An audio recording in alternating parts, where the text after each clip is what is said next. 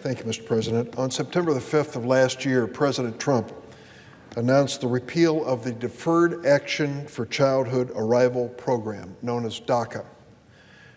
As a result of that decision by President Trump, hundreds of thousands of immigrants who came to the United States as children, known as Dreamers, face losing their work permits and their right to stay in America without deportation. They are threatened with being returned to countries which many of them barely remember, if at all.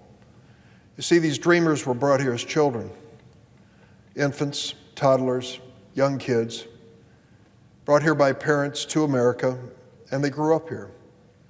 They went to school in America, to our public schools and other schools that were available to them. They stood up in their classrooms every morning and pledged allegiance to that flag. They grew up here believing this was their home. At some point in their lives, their parents pulled them aside, told them the bitter truth that they were not legally in America. They were undocumented, and they were vulnerable. At any minute, a knock on the door, a stop on the highway, could result in not only their deportation, but the deportation of every member of their family. It's tough enough to grow up as an adolescent. I can't imagine growing up with this shadow over me, wondering at any moment whether a misstep, being in the wrong place, might mean that I would be sent from this country and that my parents would be sent with me. But they grew up with that reality, with that danger. They did some extraordinary things. They not only prospered in America and finished their education, they went on with great ambition, believing that the day would come when they would get a chance to be part of this country. 17 years ago, I introduced the DREAM Act, and the purpose of that bill was to give those young people a chance to earn their way to legal status, earn their way to citizenship. Oh, if they had a serious criminal record, they're gone. We want nothing to do with them. They squandered any opportunity they had to be part of America's future. But if they were doing the right thing, leading a good life, working hard, finishing school, many of us believe they deserve a chance. In fact, at this point, 85% of Americans believe they deserve a chance. That includes 60% of the people who voted for President Trump. We've never passed the DREAM Act and made it the law. But when I asked my former Senate colleague, President Obama, to see if there was something he could do by executive order, he created DACA. And DACA gave these young people a 2-year renewable protection. They had to file a $500 fee, submit themselves to a criminal background check, go through an interview, and if they passed it, they would end up with a temporary renewable right to stay in America. DACA. 750,000 came forward and did it. There were many more that were eligible but scared. Scared that turning over their family's information and their personal information to this government or any government could turn out bad. Can you blame them? They lived their whole lives in fear that a highway stop or somebody being arrested next to them could mean that they were gone from the only country they'd ever known. But 780,000 stepped up and said, we'll do it. I encouraged them. I went to so many meetings in Chicago and around the state of Illinois and around the country, telling them that this DACA program was for real. The government was giving them a pledge that they would stand by them on a renewable basis because of President Obama's order. The program was a huge success. As I mentioned, 780,000 signed up, some even renewed. And then came the decision by President Trump to end the program. And what he said was that by March 5th of this year, there would be no more DACA.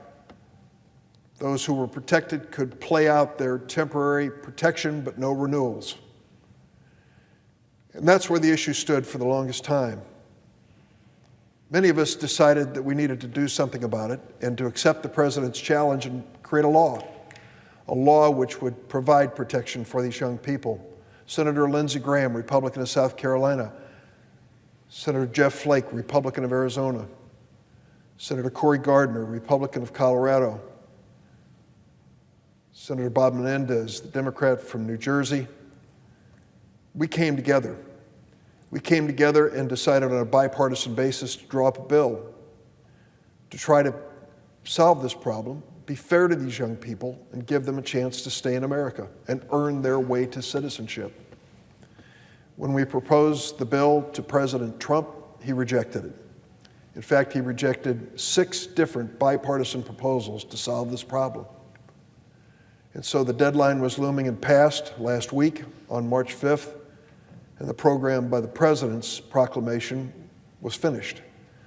Were it not for 2 federal courts that intervened and said, no, Mr. President, you may have overstepped. You may have done more than you can legally do. So we are going to protect these dreamers, these DACA young people, until we resolve the question about your authority, your constitutional authority to make that decision. So at the current moment, 780,000 of these young DACA recipients are protected by a court order that required that they reopen DACA eligibility for those whose DACA protection had expired, the 2-year temporary protection. So now tens of thousands of them are coming forward applying for DACA renewal. Last week I called Secretary Nielsen of the Department of Homeland Security and said, I have some questions that I'm hearing as I travel around. For example, if I was protected by DACA, if my protection came to an end, and I am now reapplying for DACA and going to your agency, how long will it take your agency to process my application? Secretary Nielsen could not give me an exact date, but there's been speculation it could take 4 to 6 months. You see, there's a big backlog of cases. And it could take months before they process all those cases. That was my first question. My second question is, in that 4 to 6 month period, can these young DACA recipients be deported? She said no. I put out an order, she said, that no one is to be deported if they made an application for DACA renewal. I asked Secretary Nielsen, can we have that in writing? I'll get back to you, she said. I don't think that's too much to ask, whether these young people can be protected from deportation while they're applying for DACA renewal. Third question, there's also a legal right to work under DACA. Can you protect these young people, their right to have a job, while you are processing their applications? She didn't know whether she could or not. I've since learned she has the authority to do that. But it's an important question, isn't it? If you happen to be one of these DACA recipients, the vast majority of them are actually working, and most of them are in school. They have to. They don't qualify for any federal Pell Grants or government loans. And so they need to work to pay off their education. That's understandable. So it's still uncertain as to what's going to happen. But then what happens when the court lifts this injunction? What will be the future of these young people? President Trump said some harsh things about immigration during the course of the presidential campaign. We all remember his comments about people of the Muslim religion, his comments about Mexican rapists, his pledge to build a big, beautiful wall from sea to shining sea and have Mexico pay for it. Do you remember? We all heard those things. But an interesting thing happened after he was elected. He started saying more moderate, positive things about dreamers, to the point where I actually had some hope that this particular group would have a fighting chance. As of today, there's no indication that President Trump feels the same way. 6 different bipartisan proposals have been rejected. So here we stand with this uncertainty. When the issue came before the Senate, we did our best to put together a bipartisan roll call. Came close, but not close enough. There were 4 proposals on the floor. The one with the largest number of votes received 54 votes. There were 3 Democrats who disagreed with some parts of it. I think we could have probably found a way to get their support. But we only had 8 Republicans who joined us, 8 out of 51, to vote for the measure to deal with this issue. So it is still an unresolved issue at this moment as to what's going to happen after the court cases. I've come to the floor, Mr. President, many times, in fact, over 100 times, to tell the stories of these dreamers, and I'd like to do that today before I yield to the Democratic leader.